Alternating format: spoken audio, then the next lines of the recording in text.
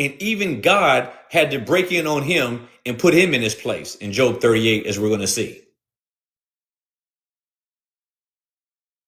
And I think that these guys, one of the reason why these men did what they did and fell into the trap that they fell into was that they did not understand God. They did not understand the Lord. They didn't. So now these guys, they hear Job's calamity, and the natural human compassion breaks out, reveals itself, is stirred in them, and they come. And so their coming is a good deal. It reveals sincerity.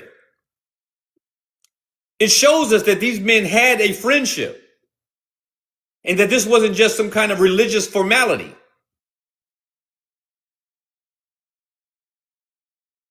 You will find out when you go through something really hard who the true people of God are, or I should say the mature people of God are.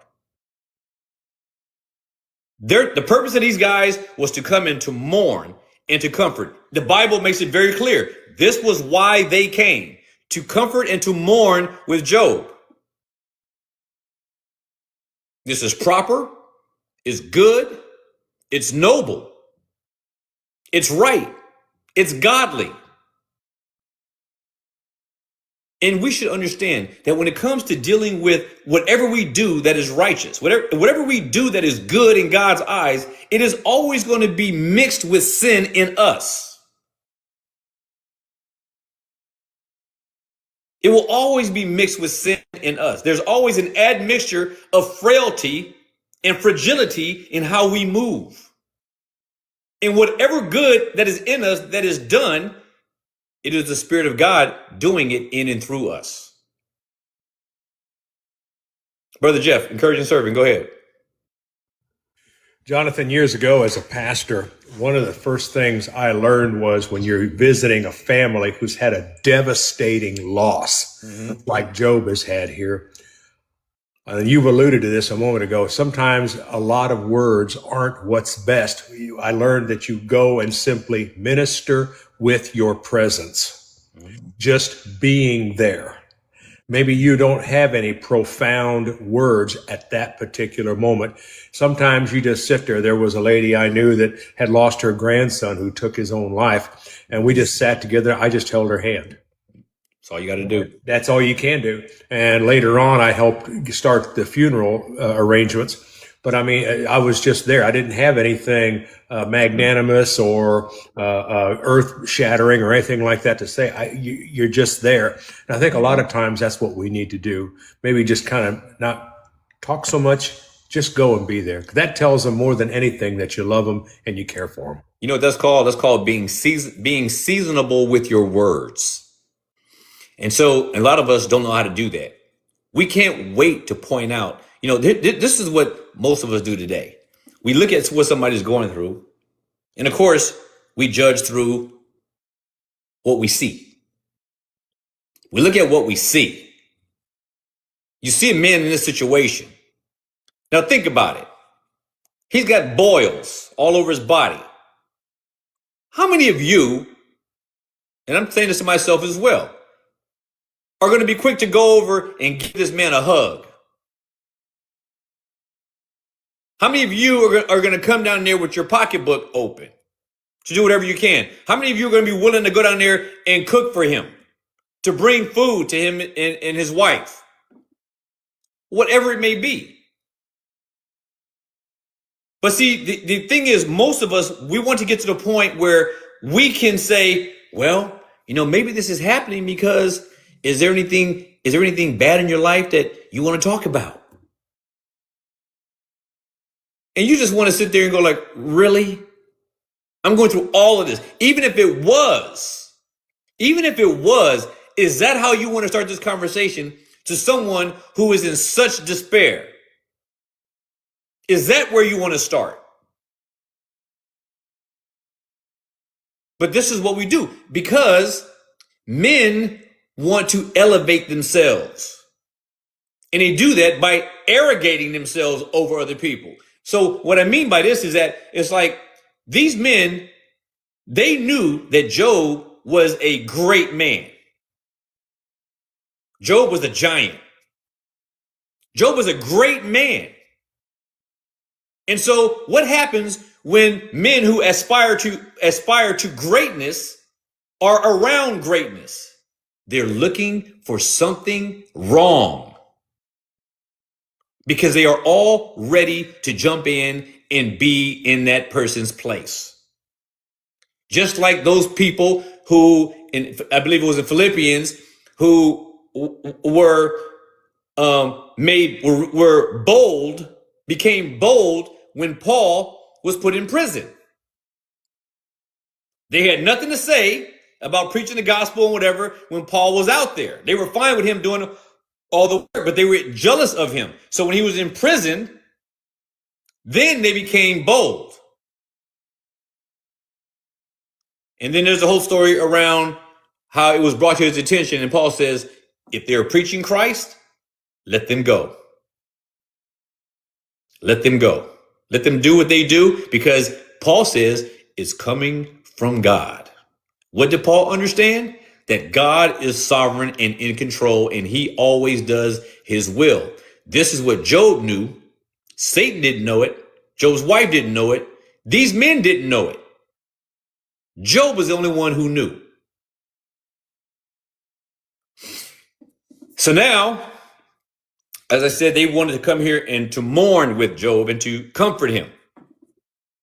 And so what we should be prepared to understand here is that these men had good intentions, and that good intentions, they can fall short. Good intentions often find short because they become mingled with the flaws and frailties that exist within us. We inject much human presumption in a person's condition, and we read the room incorrectly because we look every way except up when it comes to exercising discernment in these matters. But we need to understand, but it was compassion. They did have compassion, and that's what brought them there. They didn't have to do that. It wasn't like they made a phone call and said, hey, Job, you mind if we check in? No, they heard about it some kind of way, courier or whatever. They heard about it, made an appointment so that they could all go together. And then they came to comfort and to mourn him. But the case that I'm making is that even these great men, they were ignorant of the divine purposes in all of these things. And what it would do is lead them into rendering to Job very harsh and misguided judgments. This is what was happening. This is what was happening.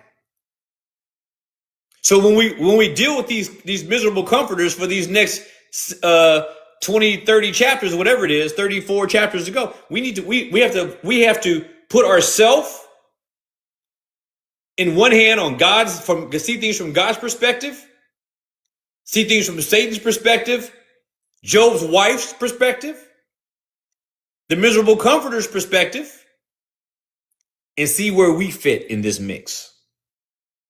And see where we fit. And I want to bring this out because this book makes no sense if you walk away from this whole thing and forget what it shows you about you and about me. That's what it's for. All of these characters in the book of Job, they were completely oblivious to what went on in heaven. Nobody here knew anything other than Satan and God. None of them knew anything about what took place in heaven before any of it started. No one knew. And that ignorance about the fact that goes on, that God actually decrees all things, this wasn't something that people knew and understood. Sister Lisa, go ahead. Well, again, I'm just thinking, when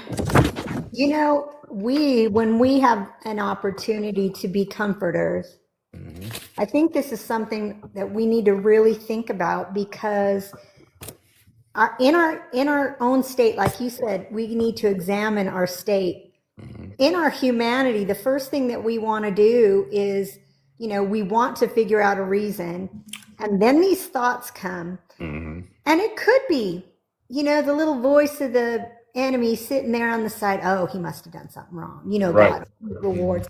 And then you just spew stuff like that out. In this book, I'm pretty much thinking that's kind of what happened. They go with these wonderful intentions, and you just get these thoughts. Your guard is down, and I've it's happened to myself. Now, I don't think I've ever voiced something like intentionally, that would hurt somebody, but my thoughts have gone there. And I think if we're all honest, we really need to be careful about that and say, this isn't going to be helpful. It's not helpful to think it, whether it's true or not. We don't know. We know God is ultimately sovereign.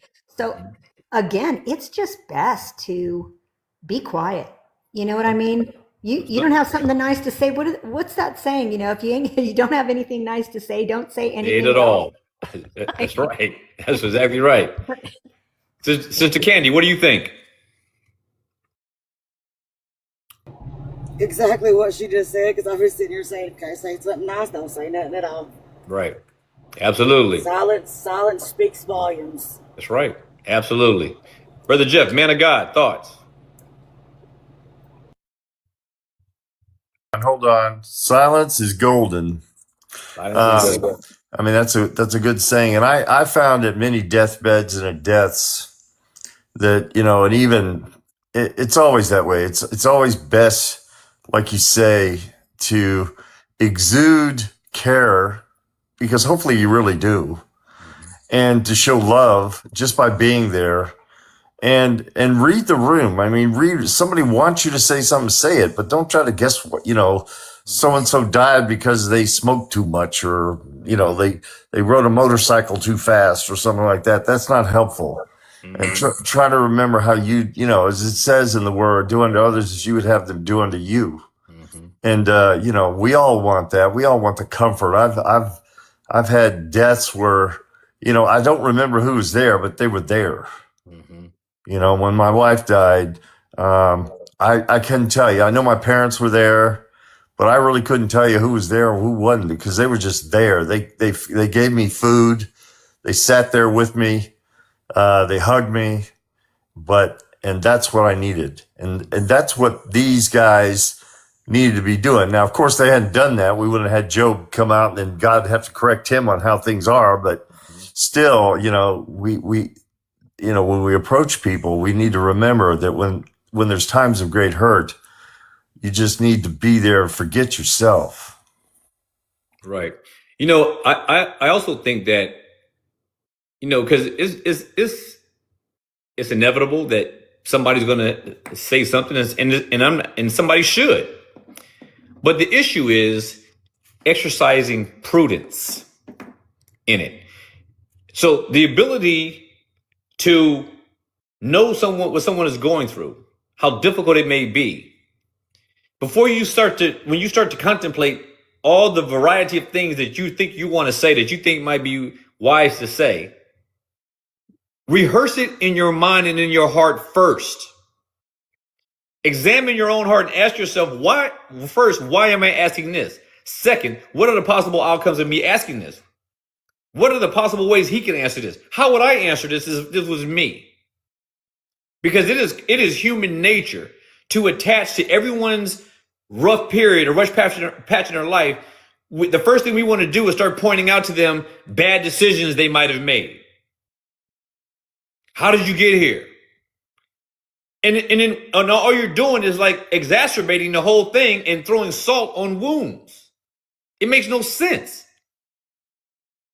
Now they came to mourn and comfort. We read this. They came to mourn and comfort. So what did they start doing? They started out mourning and comforting. And then they allow themselves to give way to accusing, making and rendering accusations that were inappropriately misapplied to Job. Again, saying a lot of true things, just saying it to the wrong person at the wrong time. They didn't apply to Job. Brother Jeff, encouraging servant, go ahead.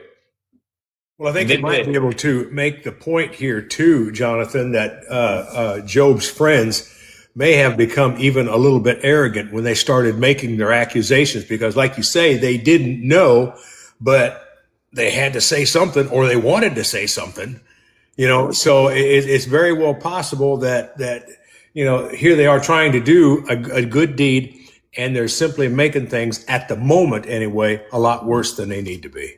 I agree with that. And that's what I meant when I said these guys, because, I said they were also men of notoriety and men of dignity. And so, you gotta think that in their heads, in their minds, they're probably thinking, I want to be king next.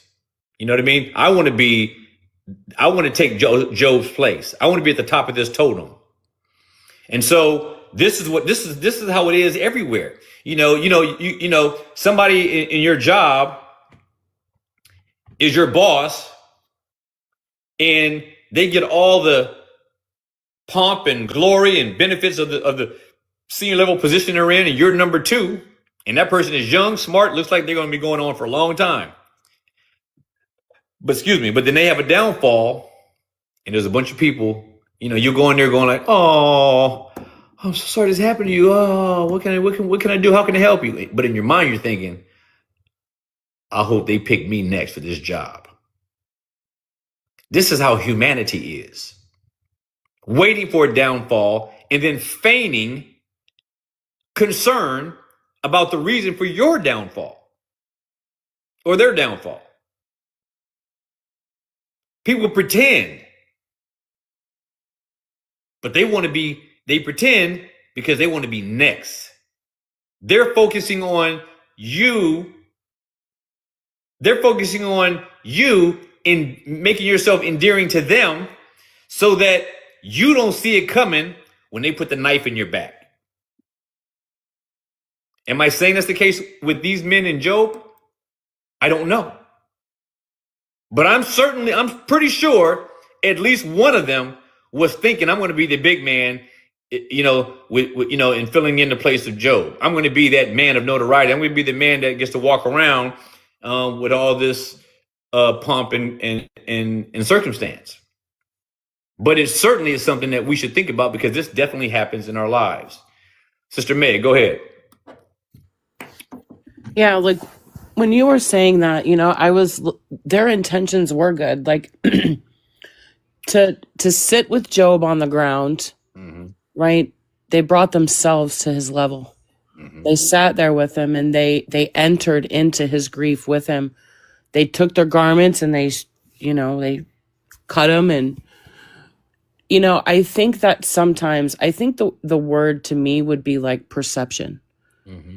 Because perception is one's truth, right? And so, and the way in which people see things is the way that they may speak or reveal other things to others. So in their lack of understanding of who God is, Job being the only one, they could only speak to Job in a way that they themselves knew God.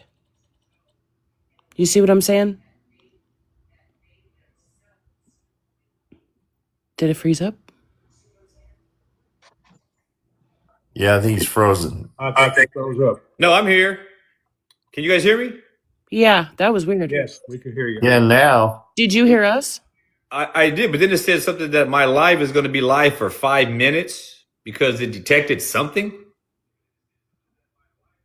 We'll see what happens. Detect what? Dear Heavenly Father, just protect our lives so we can continue in your word. Well, Jonathan, we may be under attack, buddy. Listen. That's every day. I never saw this message before ever in my life. I mean, as long as I've never heard of it either. It's going to go down. It said it's going to go down. You know the little puzzle piece that slides across the screen? Did you finish it? Yeah, I did it. And then, but it had a message that said your life is going to be in 5 minutes. But maybe it was talking about it'll end in 5 minutes if I don't do the puzzle piece. So I don't know. But we'll keep going. We'll keep going. TikTok belongs to the Lord, believe it or not. Amen. Amen. So go ahead, Meg. Finish what you were saying. So I was just saying, like, I think that their intentions were good. I agree with you 100% in the very beginning. They were good.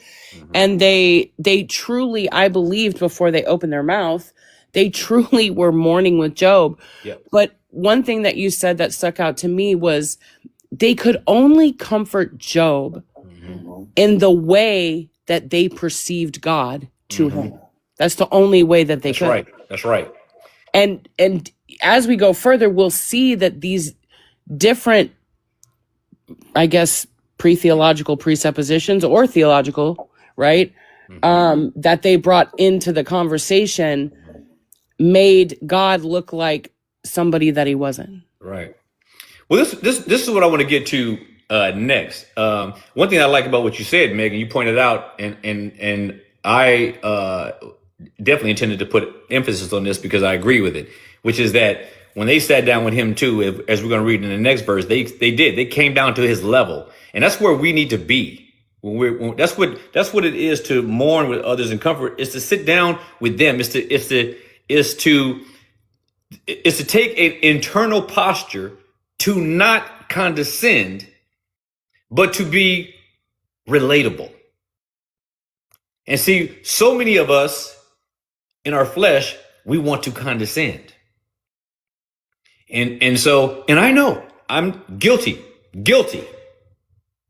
We can speak in a condescending way very often, even if we don't realize we're doing that. But this is what I mean about personal introspection before we start spewing out things, not knowing that we're throwing additional daggers into our brothers and sisters' hearts, causing more despair, adding weight to their downcast position, putting bigger burdens on them that didn't exist until you got there.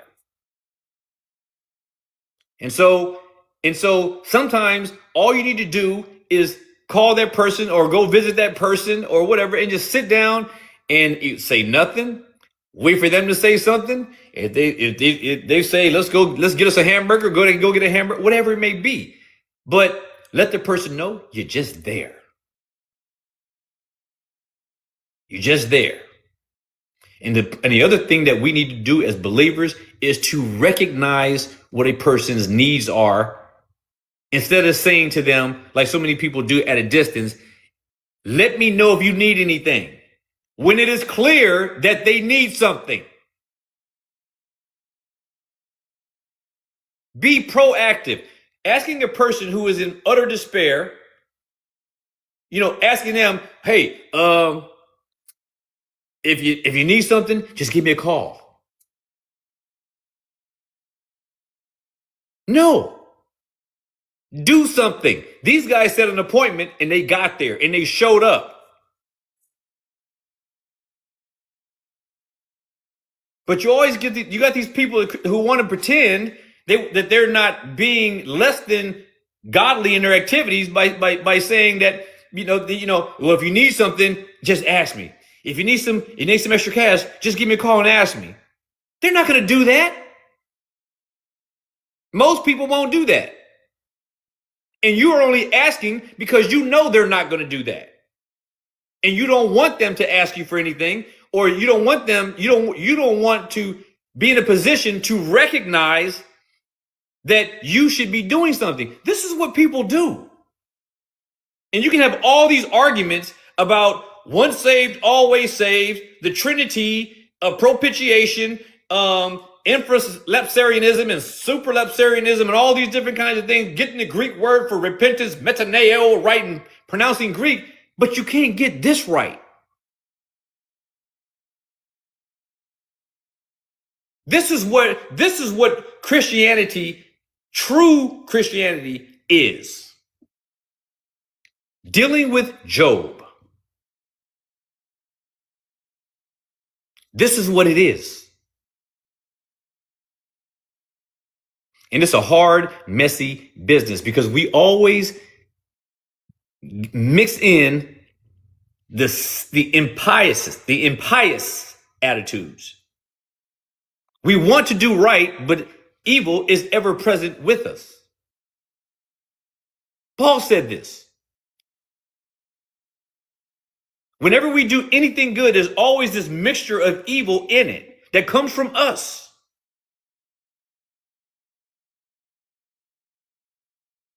So what's lacking in these men was discernment.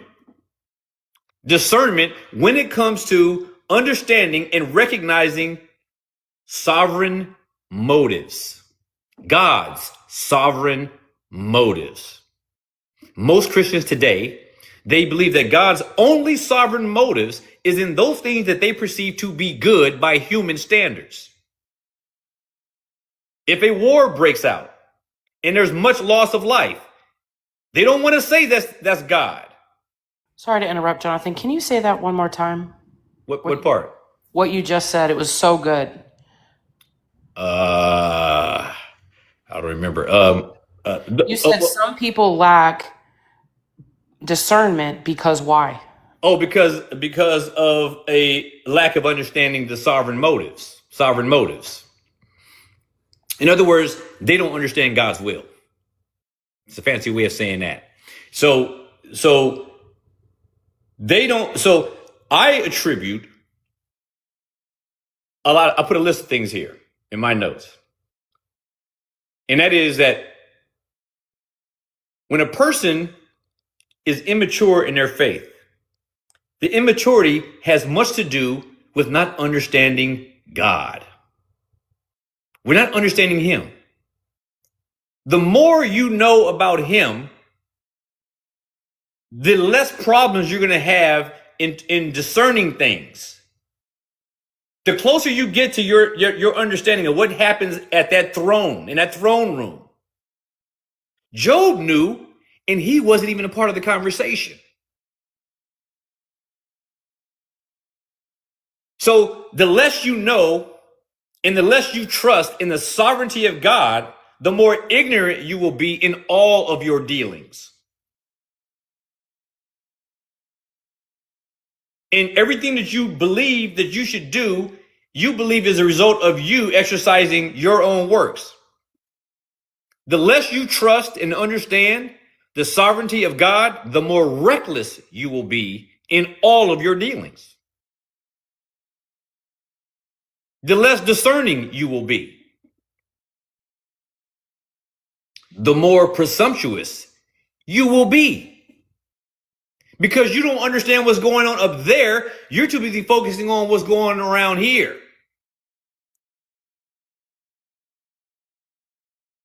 The less you know and trust in God's absolute sovereignty, the more callously you will become in basing your assessments and assertions on things in the world and things that are going on with people, because you base it on what you see. You look at the outward side of things. If you see this man, Job, perhaps you're coming from some other surrounding nation, village, or city, and maybe you didn't know Job. And so you're walking one day, and in fact, even if you did know Job, because we see here in this verse, in the first verse here, verse 11, that even his own friends didn't recognize him. So now imagine seeing this man, dirt covering his body, covered from head to toe to the bottom of his feet in boils, scratching his skin with a piece of broken pottery.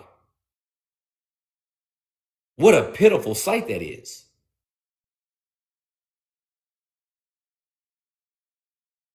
But I want to make this clear. When you see another brother or sister going through something, you will never have the right to make the excuse that there's nothing you can do. Everyone who says that there's nothing that they can do is lying. And don't think that because you don't have the cash to give to somebody who's in need, it doesn't mean there's nothing you can do. Dancing bears. I don't know who does those things. Oh, cat cars. But anyway, there's always something you can do. Always. Go cut the grass. Bring them a meal. Clean up their house. Send a window cleaner over. Take the car to the car wash. Take them to the bowling alley, something they like to do. Go buy them a sweater because the heater is off and they can't turn on the bill, but you have it. They can't turn on their heating bill, but you can bring them a sweater and keep them warm. Bring them a bunch of blankets. But don't ever say there's nothing you can do, because you're a liar if you say that. And just because you don't say it out loud doesn't mean you're not lying to yourself. And people that do that, it's because they don't believe that God hears and sees what's going on in their heart. He knows what's in our awful, wretched heart. He knows.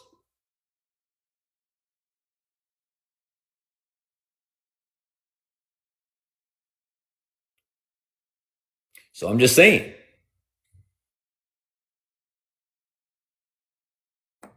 And this lesson is for everybody. It's for me. It's for everybody to heed.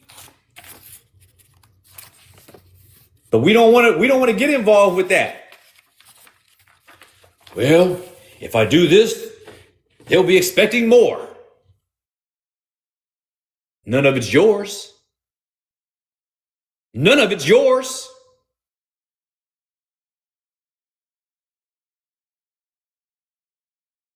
Verse 12. When they lifted their eyes afar off and knew him not, didn't recognize him,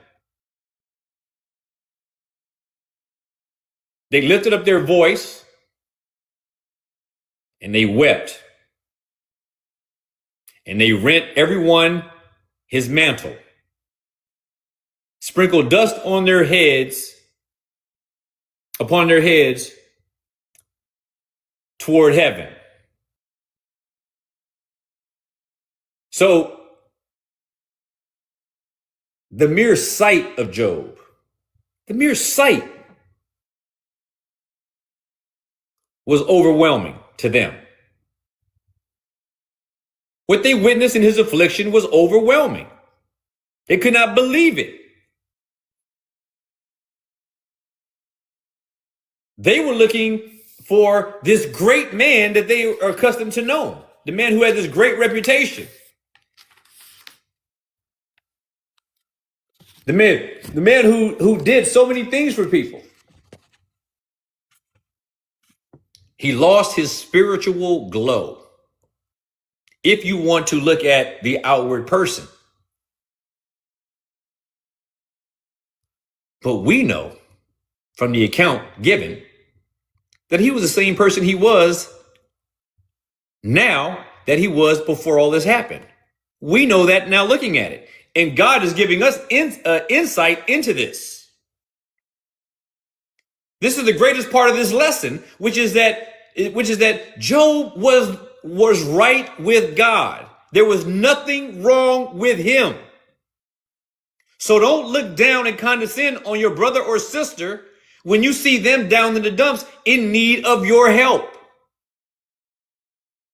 Do something, because the minute you find out about it, that's an indication that God expects you to do something because he made you aware of it. And when you don't do something, it is because you don't understand God. You may understand the triunal nature of the Lord. You may understand the nature of the atonement provided for us by Christ. You may understand and can defend fully the perseverance of the saints and the depravity of man. You may know the order salutis when it comes to salvation. But if that doesn't give you a heart for the downcast and for the despairing soul, if it doesn't motivate you, if those doctrines, as true as they may be and as accurate as you may be able to expound them, they are doing you no good except to heap coals on your head if you don't know how to show love and apply those things to your own heart and then apply them to those who could use your spiritual uplifting and help and edification. These guys, they saw him, and I'm sure to them it was horrible. Lifted up their voices and wept. They wept out loud, cried out, tore their clothes, sprinkled dust on their heads toward heaven. They were showing the traditional, mournful behavior that characterized the people of that day. Brother Jeff, encouraging servant, go ahead. Jonathan, I'm not trying to toot my own horn here, but in the situation that you're talking about and describing about going and being a blessing, go encourage and go serve. Doesn't matter what it is. Find something. Find something. Like you said, if even if it's a chore or a task, maybe you're not familiar with, do your best and do it anyway. Okay. That's right. So Job's, this is going to be a good section because this is where I'm going to be asking you guys for input on a few things. And I'm going to be curious as to what some of you say. But we see that Job's, his outward appearance was such that his friends were a little caught off guard, to say the least. They saw this disease that he's dealing with the boils, and they see the misery that he's in. And that it says they couldn't recognize him. I mean, I'm sure they knew who he was, they knew where he was going, but I mean, they're looking at the contrast between what they had seen, what they knew of him and what they've seen of him in the past compared to what they're seeing now. A man that apparently had everything. And now, this is a man groveling in the dirt, in the ashes, scaling himself with broken pottery.